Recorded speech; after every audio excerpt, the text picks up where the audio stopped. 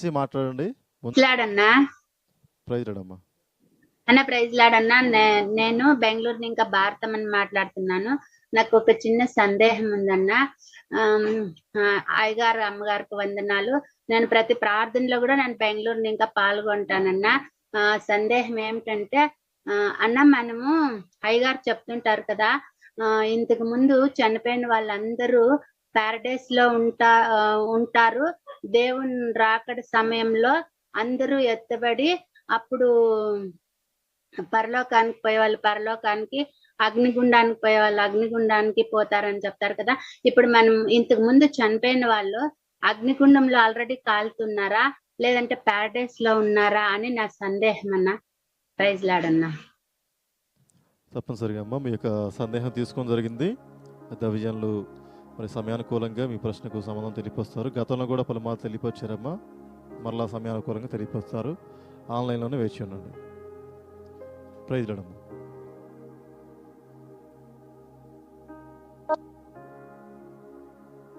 ఇచ్చిన వారు మాత్రమే ప్యారడైస్ కి వెళ్తారమ్మా.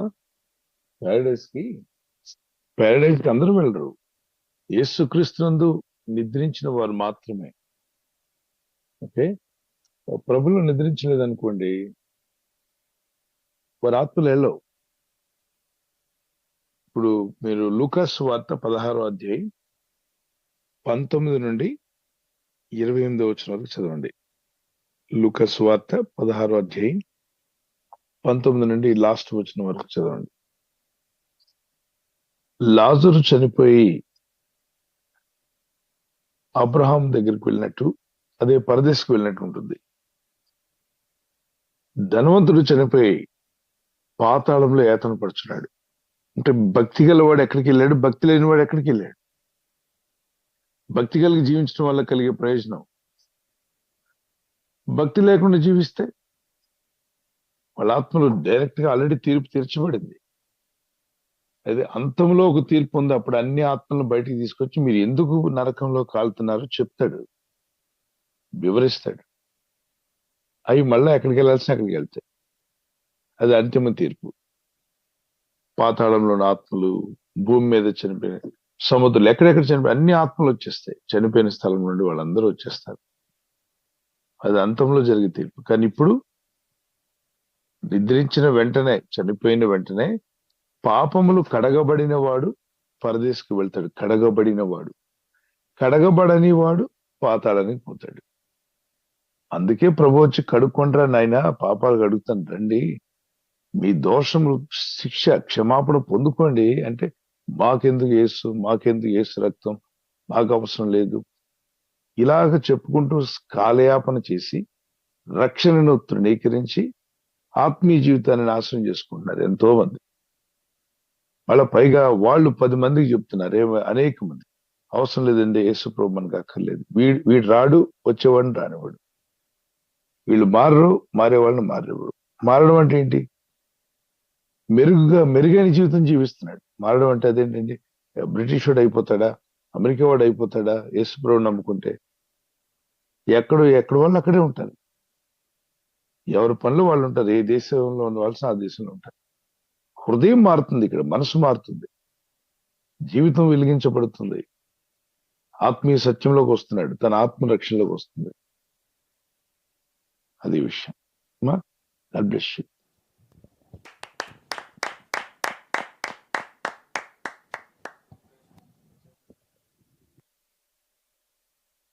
అయితే దీనికి విరుద్ధంగా కొంతమంది బోధిస్తున్నారు. ఏమనంటే, చనిపోయిన వాళ్ళు అప్పుడే నరకానికి వెళ్ళరు, వాళ్ళు తిరుగుతూ ఉంటారు, మృతుల లోకంలో ఉంటారు, కూర్చొని అక్కడ పేకాడుతుంటారేమో. మరి వీళ్ళ ఉద్దేశం, వీడేది చూసి వచ్చినట్టు మాట్లాడే వాళ్ళు చాలా మంది ఉన్నారు.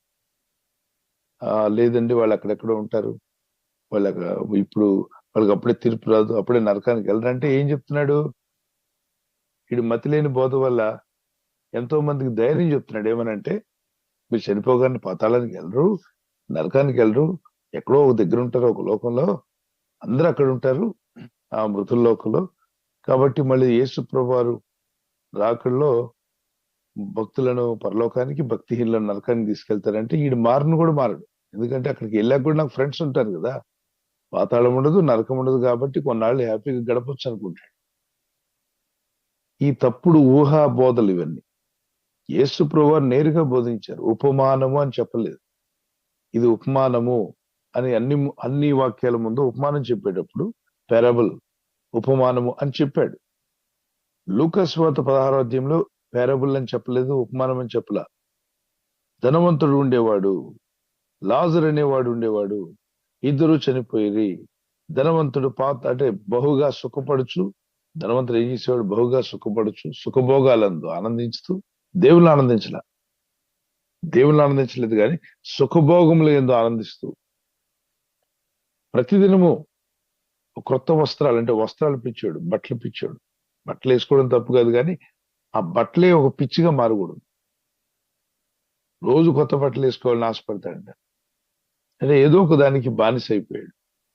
ఇటు పాపానికి, లోకానికి, అపవిత్రమైన వాటన్నిటికీ మనసు ఇచ్చాడు, కానీ తన పాప క్షమాపణ పొందుకోవాలని ఆలోచన లేదు. పాపాలు చేద్దామనే కానీ పాపాలు వదులుకుందాం, ఇంతవరకు పాప బ్రతికాను, నీకు మారాలి, నా హృదయం మారాలని అటువంటి నిశ్చయం తనలోకి రాలేదు. సడన్ గా మరణం వచ్చింది, లోకాన్ని విడిచిపెట్టి వెళ్ళిపోవాల్సి వచ్చింది. ఆయనకి 5 అన్నదమ్ములు ఉన్నారంట, వాళ్ళు కూడా అదే విధంగా పాపంలో జీవిస్తున్నారంట. మీరు స్పష్టంగా చదవండి, మీకు అర్థం అవుతుంది. అది ఉదాహరణ చెప్పలా, ప్రభు జరిగిన విషయమే చెప్పాడు. కాబట్టి ఒక్క క్షణం ఆలస్యం లేకుండా ఆత్మ పాతాళానికి వెళ్ళిపోయింది. బ్రతికుండగానే మారు మనసు పొందండి, రక్షణ పొందమని చెప్పేది అదే. ఆత్మరక్షణ పొంది ఉంటే కన్ను మూసిన వెంటనే బ్రతుకుండగానే మారు మనసు పొందాడు, తిరిగి జన్మించాడు, పాపంలో ఒప్పుకున్నాడు, ప్రభు రక్తంలో కడగబడ్డాడు. గనుక మన ఆత్మ ప్రభు యొద్దకు వెళ్తుంది. ఈ అవకాశాన్ని వదులుకొని ఆ మురికితోనే, పాపపు మురికితోనే, అపవిత్రతతోనే చనిపోయిన ఆత్మలు ప్రభు యొద్దకు వెళ్ళలేవు, పరదేశం కూడా వెళ్ళలేవు. రైట్? ఇప్పుడు ఇద్దరున్నారు. రెడీగా ఉన్న వ్యక్తికి ఇద్దరికి తేడా ఉందా లేదా? ఒక వ్యక్తి స్నానం చేసి నీట్గా తలదూకొని బట్టలు వేసుకుని రెడీగా ఉన్నాడు. మరొక వ్యక్తి పడక మీద ఉన్నాడు, నైట్ డ్రెస్ తో పడుకొని ఉన్నాడు, ముఖం కడగలేదు, బ్రష్ చేయలేదు, స్నానం కూడా చేయలేదు, తలదూవలేదు, అన్ప్రిపేర్డ్, అంటే ప్రిపేర్డ్ గా లేడు. ఇప్పుడు అతనికి సడన్ గా బయట వెహికల్ ఆగి, రండి వెళ్దాం ఫలానా ప్రోగ్రామ్ కి, సీఎం గారి ప్రోగ్రామ్ కి మిమ్మల్ని రమ్మంటున్నారని చెప్తే ఎవరు వెళ్తారు? రెడీగా ఉన్నాడు వెళ్తాడా, రెడీగా లేనోడు వెళ్తాడా? రెడీగా లేనోడు ఏమవుతాడు? కంగారు పడతాడు. అరే, నాకు ముందే తెలుసుంటే బాగుండే, ఈ విషయం నాకు ఇప్పుడు తెలిసిందేంటి ఆయన కంగారు పడిపోతాడు, రాలేడు. ఎందుకంటే ప్రిపేర్ కాలేదు, స్నానం చేయలేదు, ప్రిపేర్డ్నెస్ లేదు అతనిలో. ఇదే విషయం మరణం షడ్నగా వచ్చినప్పుడు ప్రిపేర్ అయి ఉన్న ఆత్మ వెళ్ళిపోతుంది ప్రభు యొద్దకు. ప్రిపేర్ కాని ఆత్మ విడవబడుతుంది. తన ఆత్మను తనకు తానే పాతాళానికి పంపించుకున్న వాళ్ళు అవుతారు. మీ ఆత్మలను పాతాళానికి పంపకండి, మారు మనసు పొందండి, జీవితాలను వెలిగించుకోండి, పాపక్షమాపణ పొందుకోండి, మీ ఆత్మను సిద్ధపరచుకోండి. ఎప్పుడు ఏ క్షణంలో కన్ను మూస్తామో తెలియదు. కన్ను మూసిన వెంటనే ఆత్మ పరలోకానికి పోవాలి, పరదేశికైనా వెళ్ళాలి, నెమ్మది గల స్థలానికి వెళ్ళాలి. నెమ్మది గల స్థలం, యాతన పడే స్థలానికి వెళ్ళొద్దు. Okay, God bless you.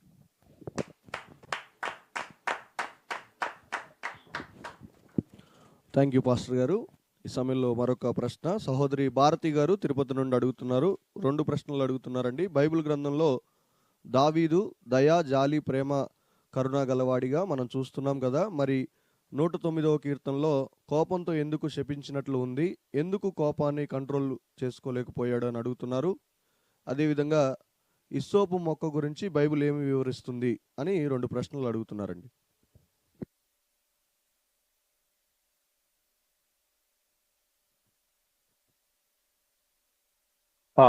వచ్చిన చదవండి. ఇసోపు అంటే అమ్మా, ఇసోపుతో నన్ను కడుగుమంటే, ఇసోపు మొక్క ఎక్కడ ఉంటుంది? యెరూషలేములో, వెళ్ళి తెచ్చేసుకుందాం, దాంతో కడుక్కుందాం అంటే అది కాదు దాని అర్థం. అది ఆత్మీయ అర్థం ఏంటి? నా మనస్సాక్షిని శుద్ధీకరించు, ఇసోపుతో నన్ను కడుగుము, నన్ను పవిత్రపరచము. ఆ రోజుల్లో కడగడానికి వాటిని వాడినా కొత్త నిబంధన ప్రకారంగా అవేవో తెచ్చుకొని ఏదో ఇసోపు మొక్క ఎక్కడ ఉందో అది తెచ్చుకొని మనం కడుక్కుందామని కాదు అది. యేసుక్రీస్తు వారి యొక్క రక్తంలో కడగబడమని దాని అర్థం. ప్రభువా నన్ను కడుగుము, నన్ను శుద్ధీకరించుము. ఇసోపు మొక్క దొరికితే దావీదే కడుక్కుంటాడు కదా, మళ్ళీ ప్రార్థనలు ఎందుకు అడుగుతాడు? ఆయన కొడుకులతో ఆయన రాజ్యంలో రాజ్య పరిపాలనలో ఎంతో మంది ఉన్నారు. బాబు ఇసోపు తీసుకురండి అని చెప్పి ఇసోపుతో మా ముఖం మీద పోసుకుని కడుక్కుంటాడుగా. అది భౌతిక కడిగేటువంటిది, బాహ్య దేహాన్ని కడిగే విషయాలు అవి. ఏ సోప్ అయినా ఈ సోప్ అయినా అది దేహంలో కడిగేటువంటివి. దానివల్ల వీలు పడదు కాబట్టి దావీదు అడుగుతున్నాడు ప్రార్థనలో, దేవా హిస్సోపుతో నా హృదయాన్ని, నా మనసును, నా జీవితాన్ని కడుగు, పరిశుద్ధపరచు అని ఉదహరిస్తూ ప్రార్థిస్తున్నాడు. అంతగా నన్ను శుభ్రపరచు నాయన అని 51వ కీర్తనలో. తర్వాత దావీదు ఎందుకు కోపగించుకుంటున్నాడు అది అన్నారు కదా, అక్కడ ప్రవచన లేఖనం ఎత్తి మాట్లాడుతున్నాడు. దేవునికి విరుద్ధంగా తిరిగి దేవుడు ఏర్పరిచిన రాజునకు రారాజునకు విరోధంగా మాట్లాడినప్పుడు అన్ని జనులు ఇలా అల్లరి రేపుచున్నారు. చూడండి 2వ కీర్తనలో కూడా మీరు చూడండి, అక్కడ ఏమంటాడు? 2వ కీర్తన చదవండి. అన్ని జనులు అల్లరి రేపుతున్నారట. చదవండి. కీర్తనల గ్రంథము 2వ కీర్తన. అన్యజనులు ఏలా అల్లరి రేపుచున్నారు, జనములు ఏలా వ్యర్థమైన దానిని తలంచుచున్నవి. మనము వారి కట్లు తెంపుదము రాండి, వారి పాశములను మనము మన యొద్ద నుండి పారవేయుదము రాండి అని చెప్పుకొనుచు భూరాజులు యెహోవాకును ఆయన అభిషిక్తునికి విరోధముగా నిలవబడుచున్నారు. ఏలికలు ఏకీభవించి ఆలోచన చేయుచున్నారు. ఆకాశమందు ఆసీనుడగువాడు నవ్వుచున్నాడు, ప్రభువు వారిని చూచి అపహసించుచున్నాడు. ఆయన దేవుడు అపహసించడం ఏంటి? దేవుడు అపహసించాల్సిన అవసరం లేదు కదా. అంటే దీని అర్థం ఈ భూరాజులు గాని ఏలికలు అంటే ఏలేటువంటి వారు నాయకులు అన్ని జనులు అల్లరి రేపుతూ దేవుని ప్రజల మీద, దేవుని వాక్యం పైన విపరీతమైన చెడ్డ వార్తలు మాట్లాడుతూ, నోటుకొచ్చినట్టుగా దూషణ మాటలు మాట్లాడుతూ హేళన తోళనాడుతున్నప్పుడు పైన వాడు నవ్వుతున్నాడట. ఎవరితో పెట్టుకుంటున్నారో మీకు తెలుసా? మీరు వచ్చి నాతో పెట్టుకుంటారేట్రా? సృష్టికర్త నేను, నాతో పెట్టుకుంటే మీరు బతకగలరా? మీకు ఊపిరి పోసిన వాడిని నేను, మీకు ఆక్సిజన్, మీరు పీల్చే గాలినిస్తుంది నేను. సూర్య చంద్ర నక్షత్రములు, భూమి, మీరు నిలబడి ఉన్న భూమి, వీటన్నిటిని కలుగు చేసిన నా మీదే మీరు తిరగబడతారా అని దేవుడు గద్దిస్తున్నాడు. అలాగే దావీదులో ఆ దేవుని ఆత్మ వచ్చినప్పుడు అది దావీదు పలికిన మాటలు 1000 సంవత్సరాల తర్వాత ఇస్కరియోతు అది యూదా యేసు ప్రభుకు విరోధంగా చేసే పాపం కూడా అక్కడ రాసి ఉంటుంది.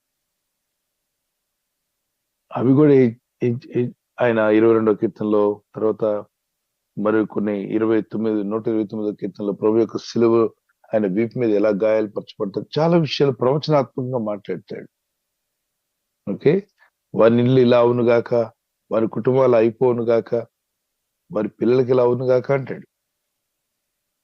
అప్పుడు మనకు బాధ అనిపిస్తుంది, అరే ఇంత భయంకరమైన శాపాలు వస్తాయా అని. నిజమే, మరి శాపం అంటే మామూలుగా ఉండదు. అందుకే ఎవరికి ఇచ్చిన పని వాళ్ళు చేసుకోవాలి భూమి మీద. ఎదుటి వారి దగ్గరికి వెళ్ళి గెలకూడదు. ఎవరికి ఇవ్వబడిన పని వాడు చేస్తూ శ్రద్ధ కలిగి జీవించి బ్రతికే 70 ఏళ్ళు, 80 ఏళ్ళు, 90 ఏళ్ళు, 100 ఏళ్ళు పద్ధతిగా బతకమంటున్నాడు. అలా బతకకుండా దీనిలో ఏలు పెట్టి గెలికిన వాళ్ళందరికీ రకరకాల శాపాలు వచ్చే అవకాశం ఉంది. హేతువు లేని శాపాలు తగలవు, కానీ హేతు ఉంటే తగులుతాయి. కారణం లేని శాపాలు రావు. ఎవరెవరు ఉట్టిపిని శపిస్తూ ఉంటారు. చర్చికి రాలేదు కాబట్టి వాళ్ళ చర్చి మానేసి వేరే చర్చికి వెళ్ళారని శపిస్తారు కొంతమంది. అవి ఏం తగిలేవి కావు. క్రైస్తవుడు ఏ చర్చికైనా వెళ్ళొచ్చు, క్రీస్తునందు ఉన్నవాడు, యేసు ప్రభు రక్తంలో కడగబడినవాడు. అయితే వాక్యం సరిగా ఉండి, పరిశుద్ధాత్మ నడిపింపు ఉండి, ప్రభు యొక్క వాక్యానుసారంగా నడుస్తున్న సంఘం అయితే తను ఆ ఊరు నుండి వేరే ఊరు ట్రాన్స్ఫర్ అయ్యాడు, మళ్ళీ తన ఊరికి వచ్చి ఆ సంఘంలో ప్రతి ఆదివారం అటెండ్ అవ్వాలంటే వీలు పడదు కదా. ఎంతో దూరంలో ఉన్నాడు, వేరే పట్టణంలో, వేరే రాష్ట్రంలో, వేరే డిస్టిక్ లో ఉండొచ్చు. కాబట్టి వేరే సంఘానికి అక్కడ ఏదో సంఘం ఉంది, వాక్యం వినడానికి వెళ్తున్నాడు, వెళ్ళొచ్చు. ప్రపంచంలో క్రీస్తుని నమ్ముకున్న వాళ్ళందరూ బాడీ ఆఫ్ క్రైస్ట్ అంటే ప్రపంచంలో ఎక్కడైనా నువ్వు వెళ్ళొచ్చు. తప్పు బోధల్లోకి వెళ్ళొద్దు, తప్పుడు డాక్టర్స్ లోకి వెళ్ళొద్దు, తప్పుడు సిద్ధాంతాల్లోకి వెళ్ళొద్దు, తప్పుడు సంఘాలు ఉన్నాయి, వెళ్ళొద్దు. కానీ ప్రభు ఏర్పరిచిన ఎన్నో సంఘాలు ఉన్నాయి ప్రతి పల్లెలో, గ్రామాల్లో, పట్టణాల్లో. యథార్థమైన సేవకులు ఉన్నారు. నకిలీ ఉంది, ఒరిజినల్ ఉంది. డూప్లికేట్ ఉంటుంది, ఒరిజినల్ జెన్యున్ ఉంటుంది. సో ఏదైతే జెన్యున్ అనుకుంటారో, ఏది ఒరిజినల్ గా వాక్యానుసారంగా దేవుడు ఏర్పరిచిన వారు ఉంటారో అక్కడికి వెళ్ళొచ్చు. అప్పుడు యువతల సంఘ కాపరి ఊరికి శాపాలు పెడుతూ ఉండొచ్చు. ఎందుకంటే ఆవేశంతో తన సంఘానికి రావట్లేదు కదా అని. ఆ శాపాలు ఏమి తగలవు, ఎందుకంటే ఆయన ఆవేశంతో మాట్లాడుతున్నాడు. తల్లి సంఘానికి రమ్మని, తల్లి సంఘం, మేనమామ సంఘం, మేనత్త సంఘం ఉండదు. యేసుక్రీస్తుని అంగీకరించడం, ప్రభు రక్తంలో కడగబడ్డం, ప్రభు బిడ్డలుగా మార్చబడ్డం. ఎక్కడైతే వాక్యం వింటున్నావో అక్కడ నువ్వు సహకారిగా ఉండాలి. ఆ సంఘ కాపరికి, సంఘానికి మేలు చేసేవాడిగా ఉండు. ఎందుకంటే వారి వాక్యం నిన్ను బలపరచబడ్డావు. వారి ద్వారా దేవుడు మిమ్మల్ని మీతో మాట్లాడి బలపరిచాడు. ఒకవేళ వాళ్ళే మీకు నెగటివ్ గా మాట్లాడుతుంటే అది మానవ బుద్ధితో, మానవ మనసుతో. రక్షించింది వాక్యం, మనిషి కాదు. అయితే ఇప్పుడు వాళ్ళ మనసులో ఏదో తేడాలు పెట్టుకున్నారు, వ్యత్యాసంగా మాట్లాడుతున్నారు. దాన్ని చూసి మీరు అక్కడ కృంగిపోనక్కర్లా. అది మానవ మనసులో నుండి వస్తున్నాయి ఆ శాపాలన్నీ. కానీ దేవునికి విరుద్ధంగా తిరిగి జీవించిన వాళ్ళ జీవితాల్లో దేవుని వద్ద నుండి వస్తే ఎవడు తప్పించుకుంటాడు? అందుకే మొదటి సమూయేలు గ్రంథం 1వ అధ్యాయం 2వ అధ్యాయంలో ఏలి అంటాడు, నా కుమారులారా, మీరు నరులకు విరోధంగా, మనుషులకు విరోధంగా పాపం చేస్తే దేవుడు క్షమిస్తాడు, కానీ మీరు దేవునికి విరోధంగా పాపం చేస్తున్నారు, మీరు ఎలా తప్పించుకుంటారా? దేవుడికి విరోధంగా చేస్తున్నారు, మీరు సచ్చి ఊరుకుంటారు, జాగ్రత్త అని చెప్తాడు. అది దేవునికి విరుద్ధంగా వెళ్తే ఆ శాపవచనాలు నెరవేర్తాయి. ఎవరు దేవునికి విరుద్ధంగా వెళ్ళొద్దు. అందరికీ దేవునితో పని ఉంది. God bless you.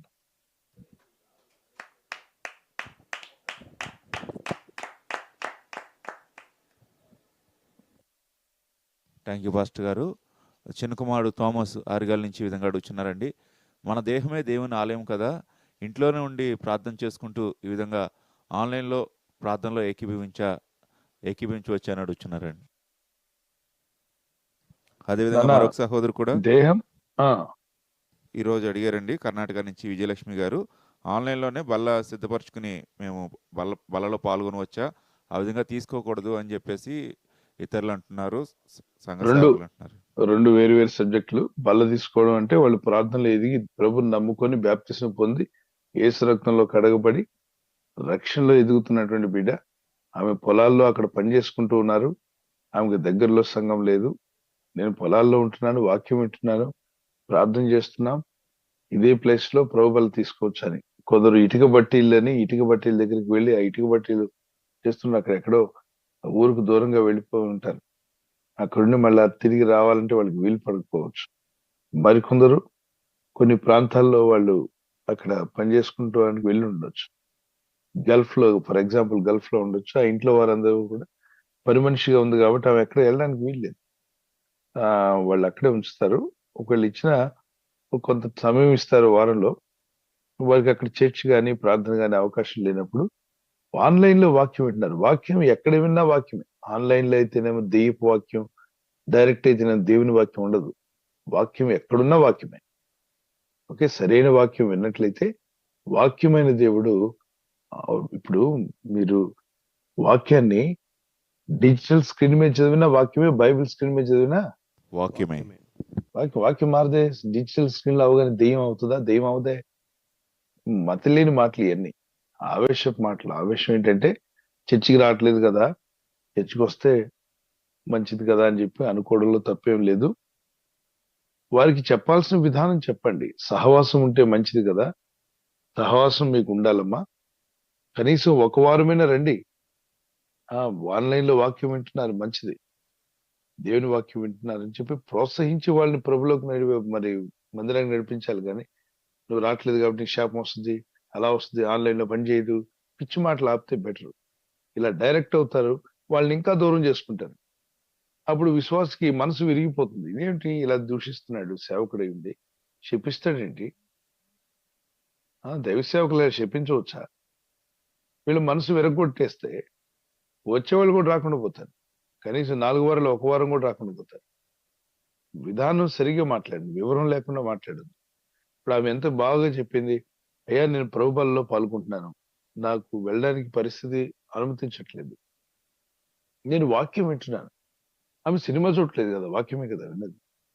ఆన్లైన్ లో ఎంతో మంది గల్ఫ్ కంట్రీస్ లో, యూరోపియన్ కంట్రీస్ లో, మరి ఆఫ్రికన్ కంట్రీస్ లో వాళ్ళకి తెలుగులో వాక్యం అందనప్పుడు మరి చక్కగా వాక్యం వినగలుగుతున్నారు. అది ఫస్ట్ థింగ్ వాక్యం వింటున్నారు. రెండవది ఆరాధనలో పాల్గొంటున్నారు. మూడవది ప్రభు బలలో కూడా బల్ల విరిచినప్పుడు ఆ ఆరాధన బల్ల క్రమం చర్చిలో ఉంటే ఎలా ఉన్నవాడు ఎలా వింటున్నాడో అదే ప్రోగ్రాం యూట్యూబ్ లో వారు వింటున్నారు. అదే భయభక్తితో, అదే క్రీస్తునందు విశ్వాసంతో అది ప్రభు యొక్క శరీరం అని, ఆ దాక్షరసం ప్రభు యొక్క రక్తం అని వివేచించి తాము పరీక్షించి తీసుకున్నట్లయితే డన్, ప్రభు వారిని ఆ వారు దేవుని కార్యంలో పాల్గొన్నారు. అది ఏ దోషం లేదు అక్కడ. ప్రభు యొక్క బలలో పాల్గొన్న వారు అయ్యారు. తీసుకోవచ్చమ్మా, నో ప్రాబ్లం. ఎవరేమన్నా పట్టించుకోవద్దు. అయితే సహవాసం అనేది ఉండడం మంచిది. ఆయా సమయాల్లో మీరు వెళ్ళడానికి కూడా ప్రయత్నం చేయండి, సహవాసంలో పాల్గొనండి. ఇలాగ శపించే శాపనార్థాలు పెట్టే సహవాసానికి అసలు వెళ్ళొద్దు.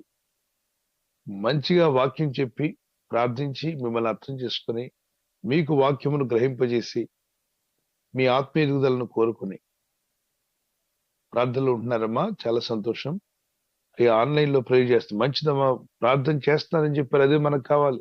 మీరు ప్రార్థనలో ఉండండి, ఇదిగో మా గురించి కూడా ప్రార్థన చేయండి. ఇలా మాట్లాడే దైవ సేవకుల దగ్గరికి వెళ్ళండి. ఆన్లైన్ లో చేయొద్దు, ప్రార్థన చేయొద్దు, అలా వింటే కరెక్ట్ కాదు అని చెప్పే దగ్గరికి వెళ్ళొద్దు అసలు. ఎందుకంటే వాళ్ళ హృదయంలో అసూయతో ఉన్నారు వాళ్ళు. యథార్థమైన దైవ సేవకుడైతే ప్రార్థించే విశ్వాసం సంతోషిస్తాడు. మీరేం చేస్తారమ్మా? అయ్యా మేము ప్రార్థనలో ఉంటున్నాం. Very good. ఎలా? ఆన్లైన్ లో కనెక్ట్ అవుతున్నాం, మార్నింగ్ ప్రేయర్ లో, ఈవినింగ్ ప్రేయర్ లో పాల్గొంటున్నాం. చాలా సంతోషమా. ప్రతిరోజు ప్రార్థన చేస్తున్నారు. సంఘం గురించి కూడా ప్రార్థన చేయండి. ఇదిగోండి సువార్త పనికి వెళ్తున్నా, నా గురించి కూడా ప్రేయర్ చేయండి. మీ గురించి కూడా మేము ప్రేయర్ చేస్తాం. ఆదివారం వచ్చినప్పుడు రండి ప్రార్థనలో. మీకు తప్పనిసరిగా మేమంతా కూడా ఒక సహవాసంగా మీకు మేలు చేయాలని ప్రార్థనాపూర్వకంగా ఉంటున్నాం. అది మీకు కూడా మేలు. ప్రభు రాకడ సమీపించిన కొలది సమాజంగా కూడుకోవడం మానకూడదు. హెబ్రీ పత్రిక 10:22 వచనం ప్రకారంగా మీరు కూడా కలిసి ప్రార్థనలో ఉండడం మంచిదని చెప్పి ఇది వివరంగా మాట్లాడితే అలాంటి దైవసేవకుల దగ్గరికి వెళ్ళొచ్చు, మీరు వాక్యంలో వినొచ్చు. అంతేగాని ఆన్లైన్ లో వినొద్దు, ఆన్లైన్ లో ప్రేయర్ చేయొద్దు, అవన్నీ పనికిరావు, అసలు దేవుడు పెట్టలేదు, అదంతా వాక్య విరుద్ధం అని చెప్తే వాళ్ళ దగ్గరికి వెళ్ళొద్దు. ఎందుకంటే వివరం లేని మాటలు మాట్లాడుతున్నారు వాళ్ళు. మరి సీరియల్ చూసే వాళ్ళు ఉన్నారు, సినిమాలు చూసే వాళ్ళు ఉన్నారు. ఆదివారం చర్చికి వెళ్తారు, సరిపోద్దా? వాడు ఆదివారం మా చర్చికి వస్తే పర్వాలేదు, వారం అంతా ప్రార్థన చేయడు, ఆన్లైన్ లో ప్రేయర్ చేయడు, వాక్యం వినడు, అయ్యగారు వాక్యం మాత్రం వింటాడు ఎప్పుడు ఆదివారం. అది ఓకేనా? అంటే వారం అంతా సినిమాలు, లోక సంబంధమైన వ్యర్థమైన వాటిని చూస్తూ ఆత్మీయ జీవితాన్ని అపవిత్రపరుచుకుంటూ అపవిత్రమైన కార్యక్రమాల్లో, సినిమాల్లో, సీరియల్లో, ఇంకెన్నెన్నో అపవిత్రమైనవి ఎన్నో ఉన్నాయి. అవి చూసుకుంటూ ఉండి ఆదివారం మాత్రం చర్చికి ఎస్ సార్, ప్రెసెంట్ సార్ అని వెళ్ళిపోతున్నాడు. అతనికి ఈ అయ్యగారు చాలా ఆశీర్వాదాలు ఇచ్చేస్తాడు. అది అపవిత్ర జీవితం. చర్చికి వెళ్ళినంత మాత్రం నువ్వు మారినట్టు కాదు. నీ హృదయం మారిందా లేదా? ఆ వ్యక్తి మారు మనసు పొందాడా లేదా? ప్రార్థన చేసే సహవాసం ఉండాలి. ఈ రోజు ఆన్లైన్ లో మనం అంతా సహవాసంగా గ్యాదర్ అవుతున్నాం. ఇప్పుడు ఆన్లైన్ సహవాసంలో ఉన్నాం. మనం ప్రభు యొక్క వాక్యాలు ధ్యానిస్తున్నాం, ప్రార్థిస్తున్నాం. ఎక్కడ 2-3 కూడి ఉందరో వారి మధ్యలోనే ఉంటాన్నాడు, వారి మనసులు ఏకీభవించాయి అన్నాడు. ఇప్పుడు ఆన్లైన్ లో మన అందరి మనసులు ఏకీవించి ప్రార్థన చేస్తున్నాం. ప్రభు మన మధ్యలో ఉన్నాడు. ఆమేన్. ఆమేన్. హల్లెలూయా. మీరు ఇంట్లో ఒక్కరిగా ఉన్నా ప్రపంచం అంతా కూడా మనం ఒకే ప్లాట్ఫామ్ మీద ఉన్నాం, ప్రభుతో ఉన్నాం. మనం మీరు పొలాల్లో ఉండి వాక్యం వింటున్నా, ఇటుక బట్టెల దగ్గర ఉండి వింటున్నా, లేదు గల్ఫ్ కంట్రీల నుండి వింటున్నా, ఇజ్రాయెల్ దేశం నుండి కానీ విదేశాల నుండి, మీరు ఒక్కరే ఉండొచ్చు మీ గదిలో, కానీ మీరు ఆ పరిశుద్ధుల సహవాసంలో ఉన్నారు. మనం అంతా కలిసి ఉన్నాం, ఒకే మనసు, ఒకే ఆత్మతో. God bless you. ధైర్యంగా ఉండండి.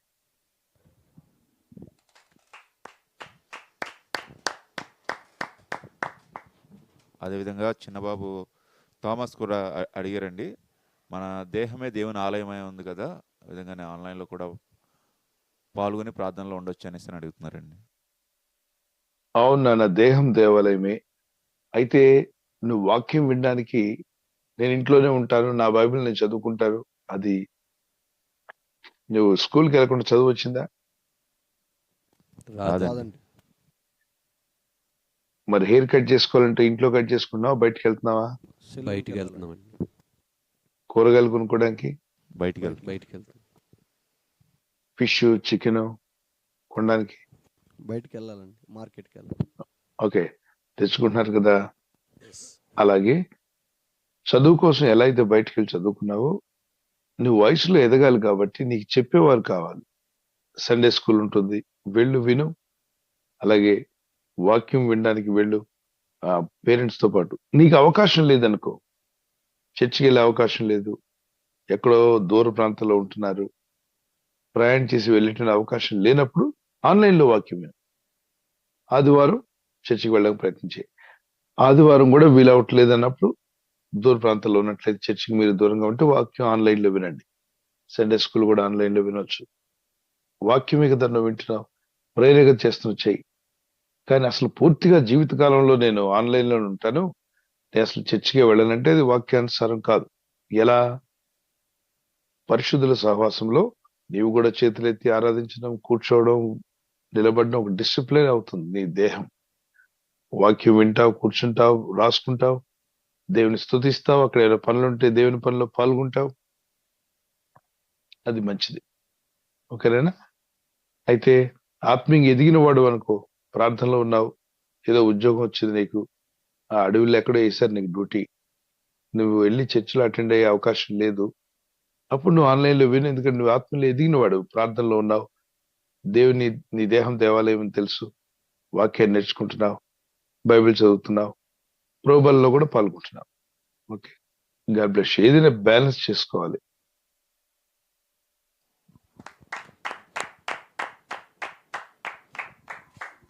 థ్యాంక్ యూ పాస్టర్ గారు. మరొక ప్రశ్న సహోదరుడు వెంకటేష్ గారు ఈ విధంగా ప్రశ్న అడుగుతున్నారు పాస్టర్ గారు. పాత నిబంధన గ్రంథంలో కొన్ని చెడు సంఘటనల నుంచి కూడా జరిగినట్లు ఉంటాయి కదా, వాటిని చదవచ్చా? ఒకవేళ చదివినా వాటి గురించి మనం ఏమి నేర్చుకోవాలని సహోదరుడు ప్రశ్న అడుగుతున్నారండి. పాత నిబంధనలో లోతు కుమార్తెలు వారి కుటుంబంలో జరిగిన కొన్ని పాపాలు, జరిగిన తప్పిదాలు అక్కడ రాశారు. అవి నేర్చుకోమనలేదే. వాళ్ళు ఆ పాపం చేసినందుకు దేవుడు గోబ పగలగొట్ల. మీకు కూడా గోబ పగలాలంటే చేయండి. గోబ పగలకుండా ఉండాలంటే అరే వాళ్ళు బుద్ధి నేర్చుకోండి. ఏంటి, ఏం జరిగింది? యోబు కుమార్తెలు అలా చేసినందుకు దేవుడు వదిలేశాడా? వాళ్ళ మీదకి శాపం వచ్చింది, వారి సంతానం మోయాబీలుగా మారిపోయారు. అట్టి వారితో సహవాసం చేయకూడదు అన్నాడు దేవుడు. ఓకే, దేవుడు గోబ పగలగొట్టాడు, వాళ్ళ జీవితాల్లో శాపం తెచ్చుకున్నారు, దేవుని ఆజ్ఞలు అతిక్రమించారు. అలాగనే ఎవరైనా వాక్య విరుద్ధంగా, దేవుడి యొక్క ఆజ్ఞలకు విరోధంగా వెళ్ళిన వారికి పడిత పూజ పడింది, దేవుని చేత శిక్షించబడ్డారు. అలాగే మనం కూడా చేద్దాము, పర్వాలేదు అక్కడ రాసింది కదా అని అనుకుంటే, ఎందుకు రాశారంటే బాబు వాళ్ళకి అలా పడింది శిక్ష, మీరు అలాంటి చేయకండి రా అని దృష్టాంతంగా రాశారంట. మీరు అట్లా పాడు పనులు చేస్తే మీకు గోప పగులుతుంది, వీపు విమానం మోత ఎక్కుతుంది, లానా తిప్పులు పడతారు, ఇబ్బందులు పాలవుతారు, శాపగ్రస్తులు అవుతారు, కాబట్టి జాగ్రత్త అని చెప్పడానికి రాశాడు. ఇప్పుడు మనం టీవీల్లో కానీ ఎక్కడ వార్తలు విన్నాం అనుకోండి, ఎవరో తప్పులు చేసినట్టు, అందరూ ఇలా అదే తప్పులు చేస్తారా? చేయరండి. లేదు పాస్టర్. ఎందుకని? వాడు ఆ దుర్మార్గం పనిచేసాడు, వాడిని శిక్షించాలి అంటున్నారు. టీవీలో వచ్చింది కదండి మరి చేయొచ్చు అంటే తప్పు, మూతి పొలరాలు కొడతాడు. అలాగే బైబిల్లో కూడా దావీదు చేసిన పాపానికి శిక్ష రాలేదా? వచ్చింది. పుట్టిన చంటి బిడ్డ చనిపోయాడు, ఈయన 7 రోజులు ఏడ్చి ఉపవాసం ఉన్నాడు, ఆ బిడ్డను బతికించని. ఈ దావీదు చేసిన పాపానికి బిడ్డ చావాల్సి వచ్చింది, బిడ్డ చనిపోయాడు. తర్వాత దావీదుని వదిలేశాడా? ఎన్నో ఇబ్బందులు కలిగాయి. తన శాపాన్ని అంటే తను చేసిన పాపానికి శిక్ష అనుభవించాడు భూమి మీద. రాజుగా ఉంటూ కూడా ఇంట్లో ఉండడానికి వీలు పడలా, కొండల్లో అడవుల్లో తిరగాల్సి వచ్చింది, దుఃఖించాల్సి వచ్చింది. 6వ కీర్తన చదవండి. నా పరుపు కొట్టుకుపోతుంది కన్నీళ్లతో అన్నాడు. మీరు కూడా దావీదు లాంటి పాపాలు చేస్తే పరుపు కొట్టుకుపోయేంతగా కన్నీళ్లు కార్చండి, ఏడుపులు ఏడవండి, ఇబ్బందులు పడండి. అలా వద్దనుకుంటే బతుకు మార్చుకోండి, దేవుని దగ్గర క్షమాపణ అడగండి, బలహీనతలుంటే ఒప్పుకోండి, మారు మనసు పొందండి.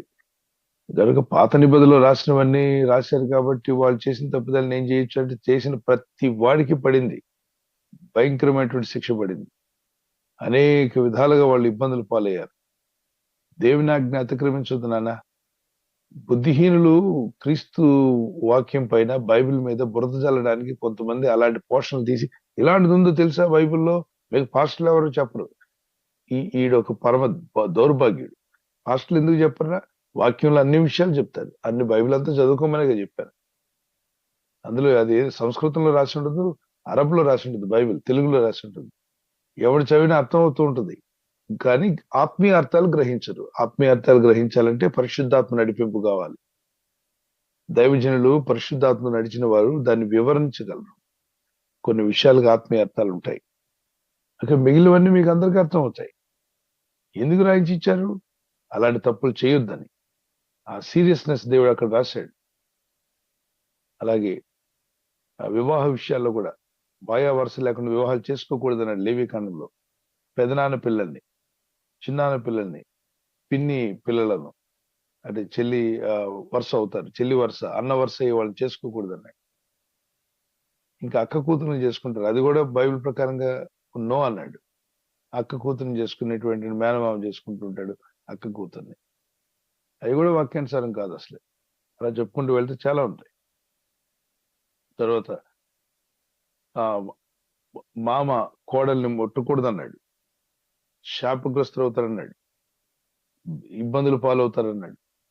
అలాగే పరస్త్రీని ముట్టొద్దన్నాడు, మోహపు చూపులు వద్దన్నాడు, పరాయివాని భార్య జోలికి వెళ్ళొద్దన్నాడు, పరాయివాని భార్యని ఆశించొద్దన్నాడు. అలాగే పరాయివాని వస్తువులు ఏవి ఆశించొద్దన్నాడు. నీ తల్లిని తండ్రిని సన్మానించమన్నాడు. నరహత్య చేయకూడదన్నాడు, అబద్ధ సాక్ష్యం పలకకూడదన్నాడు, వ్యభిచరించకూడదన్నాడు, మరి పొరుగువాని ఇది ఆశించకూడదన్నాడు. నీ దేవుడైన ప్రభుని మాత్రం సేవింపవలను, అంటే సృష్టికర్తనే సేవించాలి అని చెప్తున్నాడు అక్కడ. విశ్రాంతి దినం అంటే కృత నిబంధన ప్రకారంగా ప్రభు పునరుద్ధరణ తిరిగి లేచిన ఆదివారం ప్రార్థనకు వెళ్ళడం, దేవస్థానంలో గడపడం మానొద్దు. దేవుని నామాన్ని వ్యర్థంగా ఉచ్చరించొద్దన్నాడు. ఈ 10 ఆజ్ఞలు ఒకసారి చూసుకోండి. వాటిలో ఏదైనా పొరపాట్లు ఉంటే ప్రభు దగ్గర అడగండి. యేసయ్యా నీ రక్తంతో నన్ను కడుగు, నన్ను బాగు చేయి. అందుకే ప్రభు రక్తం కార్చాడు. ఎవడు పర్ఫెక్ట్ కావట్లేదు కాబట్టి ఆ పర్ఫెక్ట్ రక్తం ఆయన ఇచ్చాడు. మీరు కడగబట్టి రండిరా బాబు, మీరు అవ్వట్లేదు కాబట్టి నేను ఇస్తున్నా నా రక్తం, కడుక్కోండి అన్నాడు. అది విషయం నాన్న. 1 కొరింథీ పత్రిక 10వ అధ్యాయం చదవండి, మీకు అర్థం అవుతుంది. పాత నిబంధనలు ఏవో రాసి ఉన్నాయి, వాటి ప్రకారం మనం కూడా ఏమైనా చేయొచ్చా అంటే, కీళ్ళు ఊడిపోయి పళ్ళు ఊడిపోయి బతుకంతా శాపగ్రస్తులు అవ్వాలంటే తప్పిదాలు చేయండి. లేదు వాళ్ళలాంటి తప్పిదాలు చేయకుండా ఉండడానికి రాయించాడని తెలుసుకుంటే ఆత్మీయ జీవితాన్ని బాగు చేసుకుంటారు. చదువుదామా? చదవండి 10వ అధ్యాయం. మొదటి కొరింథీ 10వ అధ్యాయం. చాలా టైం తీసుకుంటున్నారు. 1 కొరింథీయన్స్ చాప్టర్ 10 పెట్టండి అక్కడ స్క్రీన్ మీద, చదవండి. సహోదరులారా, ఈ సంగతి మీకు తెలియకుండుట నాకు ఇష్టం లేదు. అదేదనగా మన పితరులందరూ మేఘము కింద నుండిరి, వారందరూ సముద్రంలో నడిచిపోయిరి. అందరూ మోషేను బట్టి మేఘములోను సముద్రములోను బాప్తిసం పొందిరి. కంటిన్యూ. అందరూ ఆత్మ సంబంధమైన ఒకే ఆహారమును భుజించిరి. అందరూ ఆత్మ సంబంధమైన ఒకే పానీయమును పానము చేసిరి.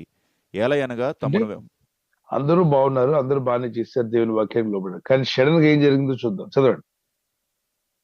ఏలయనగా తమ్మును వెంబడించిన ఆత్మ సంబంధమైన బండలోనిది త్రాగిరి. ఆ బండ క్రీస్తే. అయితే వారిలో ఎక్కువ మంది దేవునికి ఇష్టలుగా ఉండకపోయిరి గనుక అరణ్యములో సంహరింపబడిరి. అరణ్యంలో ఏం చేయబడ్డారు? సంహరింపబడ్డారండి. సంహరించబడ్డారు. ఎందుకని? ఇన్ని అవకాశాలు ఇచ్చినా దేవునికి ఇష్టంగా బతకల. దేవునికి ఇష్టంగా బతకకుండా, తప్పిదాలు ఒప్పుకోకుండా, వాళ్ళ వీక్నెస్లు కన్ఫర్స్ చేయకుండా, విచ్చలవిడితనం, ఎలా పడితే అలా తిరగడం ప్రారంభిస్తే సంహరించబడ్డారు. తర్వాత ఏమైంది చదవండి, కంటిన్యూ. వారు ఆశించిన ప్రకారము మనము చెడ్డవాటిని ఆశించకుండునట్లు ఈ సంగతులు మనకు దృష్టాంతములుగా ఉన్నవి. ఇవన్నీ ఎందుకు రాయబడ్డాయి? పాత నిబంధనలో వాళ్ళు చేసిన తప్పిదాలు మనం చేయకుండా ఉండడానికి రాయబడ్డాయి. దృష్టాంతములు కంటే దృష్టి పెట్టి ఆలోచించు, అలా బతకొద్దు, వాళ్ళు చేసిన తప్పిదాలు చేయొద్దు, మంచి చూడు, చెడుని చేయొద్దు అని చెప్పడానికి రాశారు. ఓకేనా? God bless you. చాలా మంది ఈ ఒక బైబిల్ మీద బురద చల్లేవారంతా, మీకు తెలుసండి బైబిల్ అలా ఉందండి, ఇలా ఉందండి. ఏముంది? ఏముంది?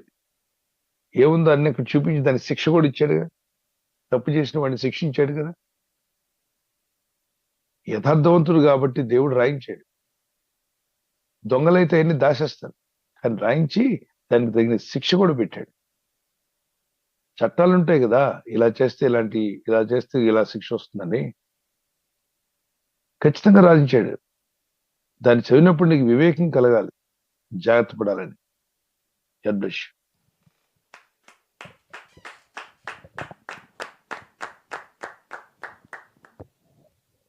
Praise Lord. Thank you pastor గారు. మరొక ప్రశ్న సైదులు గారు ఖమ్మం నుండి అడుగుతున్నారు. చాలామంది దేవుని తెలుసుకొని రక్షణ పొందుకొని కూడా మరలా లోకంలోనికి వెనక్కి వెళ్ళిపోతూ ఉంటారు.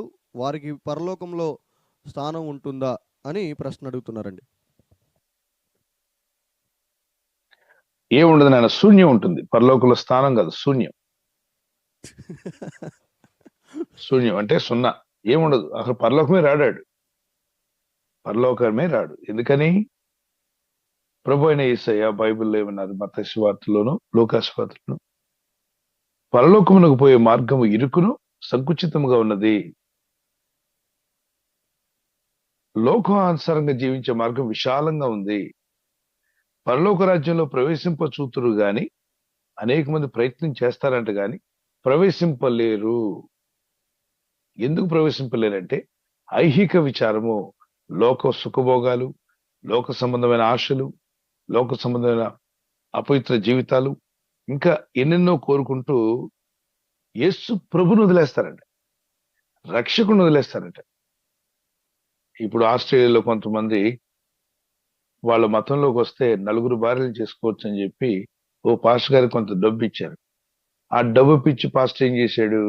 డబ్బు ఇచ్చారనే ఉద్దేశంతో వాడు బైబిల్ని వదిలేసి 4 అమ్మాయిలు తెచ్చుకున్నాడు ఇంటికి. వాళ్ళు ఇచ్చారు 4 అమ్మాయిని. వీడు వ్యభిచారి కాబట్టి, వ్యభిచార బుద్ధి కలగ వీడేం చేశాడంటే యేసు ప్రభువుని వదిలేశాడు, భక్తులను వదిలేశాడు. పాపం చేయాలన్న కోరిక వీడికి, కాబట్టి పాప బుద్ధులు కలిగి చూపిస్తూ 4 అమ్మాయిలను తెచ్చుకొని వీళ్ళు 4గురిని పెళ్లి చేసుకున్నట్టుగా అక్కడ రాయించి తీసుకున్నాడు. ఇప్పుడు ఏమంటున్నాడంటే వాళ్ళ గ్రంథమే కరెక్ట్, బైబిల్ కరెక్ట్ కాదంటున్నాడు.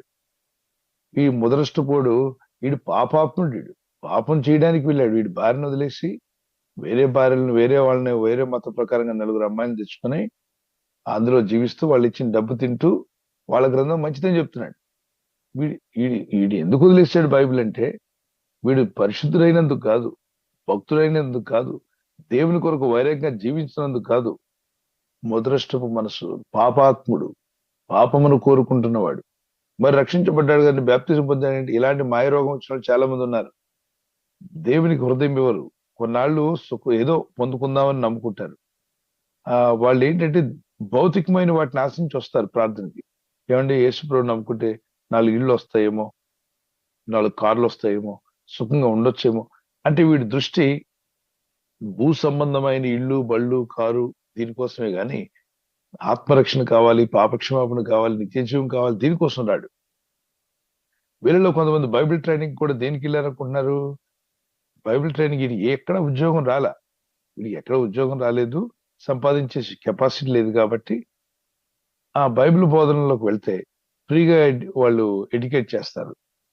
వాళ్ళు ఫ్రీగా ఎడ్యుకేట్ చేసి ఏదో చర్చిలో వేస్తే జీవనం గడపొచ్చు. అంటే వ్యాపారం అన్నమాట. మనోడికి జీవనోపాధి కోసం ఏర్పాటు చేసుకుని ఇలాంటివన్నీ ఇటుక బట్టీలోనో లేకపోతే ఆ ఏదో పనులు ఉంటాయి కదా, అలాంటి పనుల్లో పడేయాలి. కానీ వీడు వాళ్ళని ఇంకా కష్టపడి పని చేస్తున్నారు.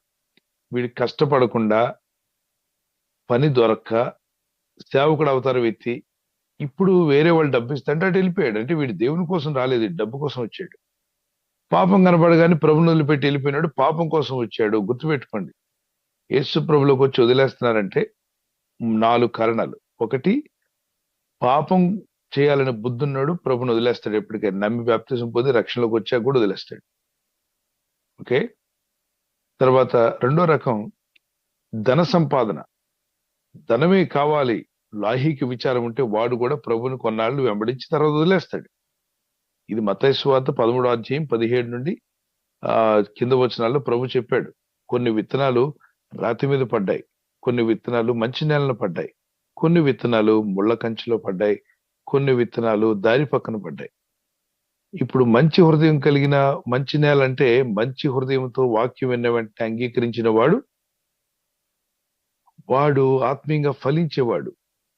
ఎందుకంటే వాళ్ళు మంచి హృదయంతో వాక్యం విన్నారు, వివేచనతో గ్రహించారు. వాళ్ళు ఫలిస్తారంట, వాళ్ళు ఉంటారంట ప్రభు కొరకు. మరి దారి పక్కన పడిన విత్తనాలంటే వీడి దారి పక్కన పడిన విత్తనాలు అంటాడు, కాకులు వచ్చి ఎత్తుకుపోతాయి, దెయ్యాలు వచ్చి వీడిని పట్టుకుపోతాయి. వీడు వస్తాడు చర్చికి కానీ మళ్ళీ పోతాడు, దెయ్యాల లోకంలోకి వెళ్ళిపోతాడు. ప్రార్థనకు వస్తాడు, చర్చికి వెళ్తాడు, బాప్తిజం పొందుకుంటాడు, కొన్నాళ్ళు మంచి సహవాసాలు తిరుగుతాడు, ఆ చర్చి ఈ చర్చి అంటాడు. షడ్నగా కాకిలాగా దయ్యం వచ్చి వీడిని పట్టుకెళ్తుంది. ఎందుకంటే ఈ దారి పక్కన పడిన విత్తనం మంచి హృదయంతో వినలేదేడు. రెండో రకం, రాతి మీద పడినవాడంట. రాతి నేలను విత్తనం వేస్తే ఏమవుద్దు చెప్పండి? ముందు ఎదుగుతుంది, ఇంకా చెట్టు ఎదిగకూడదు, వేరు కిందకి వెళ్ళాలి. కింద ముందు రాయి ఉంది, వెళ్ళనివ్వదు, కాబట్టి అది కూడా చనిపోతుంది. అలాగే కొన్నాళ్ళు ఒక వెలుగు వెలిగి క్రైస్తవులుగా కనబడి సాక్ష్యాలు చెప్పి ప్రార్థనలోకి వచ్చి తర్వాత ప్రభుని వదిలేస్తారు. ఇది రెండో రకం. ఇది రాతి నేలను కలిగిన హృదయం, అంటే లోపల పాపాలు పెట్టుకొని పశ్చాత్తాపం లేకుండా ప్రభుని వెంబడిస్తున్నారు. మూడో రకం ఏంటంటే ముళ్ళ కంచెలో పడిన విత్తనాలు. ముళ్ళ కంచెలో ఒక విత్తనం వేసామనుకోండి, ఎదుగుతుంది చెట్టు, మంచిదే. కానీ చుట్టూ ఉన్న ముళ్ళ కంచె ఏం చేస్తుంది? దాన్ని ఎదగనీయకుండా నొక్కేస్తుంది. వీళ్ళు ఎవరంటే ప్రార్థనకు వస్తారు, చర్చికి వస్తారు, ప్రభుని నమ్ముకుంటారు, కానీ అందరి అభిప్రాయాలు కావాలి వీళ్ళకి. ఊళ్ళో వాళ్ళందరూ ఏమనుకుంటారు, వీళ్ళు ఏమనుకుంటారు, వాళ్ళు ఏమనుకుంటారు, ఐహిక విచారం. నాకు అది కావాలి, ఇది కావాలి. ఇవన్నీ యేసుప్రభుని నమ్ముకుంటే అవట్లేదే, యేసుప్రభుని నమ్ముకుంటే కొన్ని అబద్ధాలు ఆడొద్దు అంటున్నాడు, యేసుప్రభుని నమ్ముకుంటే మందు తాగొద్దు అంటున్నాడు, ప్రభుని నమ్ముకుంటే ఈ రెడ్ లైట్ ఏరియాకి వెళ్ళొద్దు అంటున్నాడు, మరి పేకాట ఆడడానికి లేదు. ఇదిగో వీడికి ఐహిక విచారం ఎక్కువ. లోకంలో ఉన్న పాపాలు కావాలి వీడికి, దేవుడికి రక్షణ కావాలి. కాబట్టి వీడి చుట్టూ ఉన్న వీడి కోరికలే ముళ్ళులాగా అణిచేస్తాయి, వీడు కూడా వదిలేస్తాడు ప్రభుని.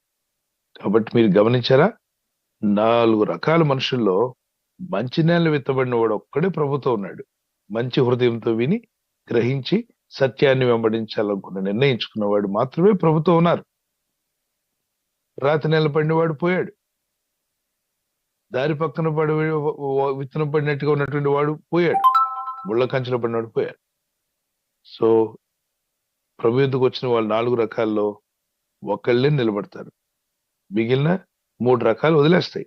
వాళ్ళని చూసి మనం ఎందుకు ఏం నేర్చుకుంటాం? ఇప్పుడు స్కూల్కి వచ్చిన వాళ్ళందరూ 10th క్లాస్ వరకు ఉంటారా, మధ్యలో వదిలేస్తారా? మధ్యలో మానేసేవాళ్ళు ఉంటారా? ఉంటారండి. కాలేజీకి వచ్చిన వాళ్ళందరూ పూర్తిగా పరీక్షల దాకా ఉంటారు, డిగ్రీ చదివేదాకా, మధ్యలో మానేస్తుంటారా? మధ్యలో కొంతమంది మానేస్తారు. అది సహజమే కదా. అవును. అలాగే యేసు ప్రభు నమ్మిన వాళ్ళు అందరూ ప్రభు కొరకే ఉంటారనుకోకండి. కొంతమంది మాయ రోగం వచ్చి లోకంలో ఆశలు కలిగి ఎవడో చెప్పిన మాటలు విని లోక కోరికల కొరకు ధనం కొరకు పోయేవాళ్ళు కొందరైతే, పాప జీవితం కొరకు పోయేవాళ్ళు మరికొందరైతే, అపవిత్రతను కోరుకునేవాళ్ళు, ఇలాగ పోయేవాళ్ళు ఎంతో మంది ఉంటారు. వీళ్ళ గురించి 2 పేతురు 2వ అధ్యాయం 22వ వచనంలో కడగబడిన పందితో పోల్చాడు. కడగబడిన పంది, ఇప్పుడు పందిని బాగా కడిగి దానికి గౌన్ ధరింపజేసి వైట్ కోట్ వేసి పందికి చక్కగా సెంటు కొట్టారనుకోండి, అది మీరు దాన్ని మీ వెంట తీసుకెళ్తారు అనుకోండి, బురద గుంట రాగానే ఏం చేస్తుంది పంది? బురదలోకి వెళ్ళిద్దండి. ఎందుకు వెళ్ళింది పంది? అది బురద పంది కాబట్టి. నిన్ను మార్చినప్పుడు గొర్రెగా దేవుడు మార్చాడు అనుకోండి. గొర్రెకు బురద అంటుకుంటే ఏం చేస్తుంది చెప్పండి? ఒకవేళ బురద గుంట గొర్రె కనిపిస్తే ఏం చేస్తుంది? దూకుతుందా? పక్కకి వెళ్ళిపోతుందా? పక్క నుంచి వెళ్ళిపోతుంది. పక్కకి వెళ్ళిపోతుంది. అదే పంది అయితే ఏం చేస్తుంది? వెంటనే దూకుతుందండి. ఆ సువర్ణ అవకాశం అని ఎగురు దూకి దానిలో తిరుగుతూ ఉంటుంది. దానిలో బ్యాప్టిజం తీసుకుంటుంది. దేనిలో? బురదలో. బురదలో. ఎందుకని? అది పంది, ఇది గొర్రె. గొర్రె పవిత్రంగా ఉండడానికి, మంచిగా ఉండడానికి ప్రయత్నం చేస్తుంది. అందుకే రక్షించబడిన వారు పాపంలో బొరులుతున్న వారిని పందులు అన్నాడు. మారండి అన్నాడు. రక్షించబడండి అన్నాడు. కడుగుతాను రమ్మంటున్నాడు. గొర్రెగా మారుస్తానంటున్నాడు. వీళ్ళేమో గొర్రెని ఎగతాళి చేస్తున్నారు. అంటే గొర్రెని ఎగతాళి చేస్తే వాళ్ళు పందని అర్థం. గొర్రె గొర్రె అన్న వాళ్ళకి చెప్పండి, అయితే నువ్వు పందా అని అనండి, అప్పుడు బుద్ధి వస్తున్నారు. పంది కన్నా గొర్రె బెటర్ కదండి. అవును. ఎవరు బెటర్ చెప్పండి? పంది బెటరా, గొర్రె బెటరా? గొర్రె గొర్రె better, better పాస్టర్ గారు. గొర్రె బెటర్. ఈ రెండింటిని ఒక దగ్గర పెడితే దేన్ని కోరుకుంటా, అంటే దేన్ని మీరు పెంపుడు జంతువుగా తీసుకెళ్తారు? ఒకవేళ ఈ రెండింటిని పెట్టి షోరూమ్ లో పంది గొర్రె దేన్ని తీసుకెళ్తారు మీరు పెంపుడు జంతువుగా?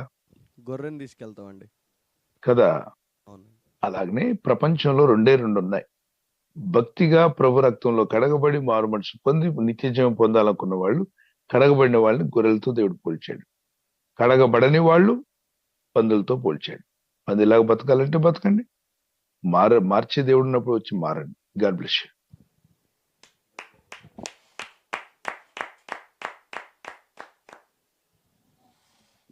థ్యాంక్ యూ పాస్టర్ గారు. తర్వాత ప్రశ్న బ్యూలా గారు హైదరాబాద్ నుంచి అడుగుతున్నారండి. మా చర్చిలో కోతకాల పండుగ చేస్తాము, పొలాల పండుగ చేస్తాము. ఈ విధంగా ఇది చేయవచ్చా? ఇది వాక్యానుసారమేనా అని అడుగుతున్నారండి. హార్వెస్ట్ ఫెస్టివల్ కింద. అంటే ఏం లేదమ్మా, హార్వెస్ట్ ఫెస్టివల్ అని చెప్పి అక్కడ ఒక సంఘానికి ఇప్పుడు చర్చ్ ఉంటుంది. చర్చ్ భవనానికి గోడలు క్రాక్స్ వచ్చి ఉండొచ్చు. ఈ వచ్చిన అమౌంట్ అంతా ఆ రోజు కొంతమంది బిర్యానీలు చేసుకొని వస్తారు, కొందరు తిని పదార్థాలు తీసుకొస్తారు, మరి కొందరు ఇంకేదో వండుకొని తీసుకొస్తారు. అవన్నీ అక్కడ పెడతారు. విశ్వాసులు వచ్చి దాన్ని ఎక్కువ వెల పెడతారు కాబట్టి ఆ వెల కొంటారు. కొన్న వెల ఎవరికి వెళ్లకుండా అదంతా మందిరానికి వెళ్తుంది. టీ స్టాల్ పెడతారు కొందరు, దానికి ఎక్కువ రేట్ పెట్టి అమ్ముతారు. ఆ అమ్మింది కొనేవాడికి తెలుసు నేను మందిరానికి ఇస్తున్నాను, అమ్మేవాడికి తెలుసు నేను అమ్ముకొని ఇంటికి తీసుకెళ్ళడానికి రాలేదు, ఈ అమౌంట్ అంతా మందిరానికి ఇస్తున్నాను. ఆ అమౌంట్ తీసి మందిరపు గోడలు బాగు చేసి పెయింట్లు వేయడానికి వాడారనుకోండి, మంచిదే కదా. అదే మంచి ఆలోచనతో చేశారా లేదా కావాలి. లేదు కమిటీ వాళ్ళు ఆ వచ్చిన అమౌంట్ ని ఒకడు ప్యాకెట్ ఆడడానికి, ఒకడు మందు తాగడానికి తీసుకుపోతున్నాడంటే అసలు హార్వెస్ట్ కాదు, అసలు ఏ వేస్ట్ వద్దు, అక్కడ మానేయండి. వాళ్ళు కొట్లాడుకుంటున్నారు, తన్నులాడుకుంటున్నారు, గుద్దులాడుకుంటున్నారు. ఈ హార్వెస్ట్ అమౌంట్ గురించి 2 కమిటీలు అయిపోయారు. చర్చి చీలిపోయింది, గొడవలు పాలయ్యారు, సంఘంలో నెమ్మది లేదు, పోలీసులను పిలుచుకుని ఆరాధన నడుపుకునే పరిస్థితి. అంటే బెటర్ స్టాప్ గోయింగ్ దేర్. అక్కడికి వెళ్ళడమే మానేయండి. హార్వెస్ట్ వద్దు, ఏ వేస్ట్ వద్దు. భక్తుల్లో ఎదగండి, ప్రార్థనలో ఎదగండి. లేదు మా సంఘంలో ఉన్నటువంటి పెద్దలు యథార్థంగా నమ్మకంగా హార్వెస్ట్ ఫెస్టివల్లో వచ్చిన కానుకలన్నీ పరిచర్య కొరకు దేవుని మందిర నిర్మాణం విషయంలో వాడుతున్నారు. అక్కడ జరిగేటువంటి రిపేర్స్ అన్ని కోసం మంచి హృదయం, మంచి పని చేయండి. God bless you. Nothing wrong.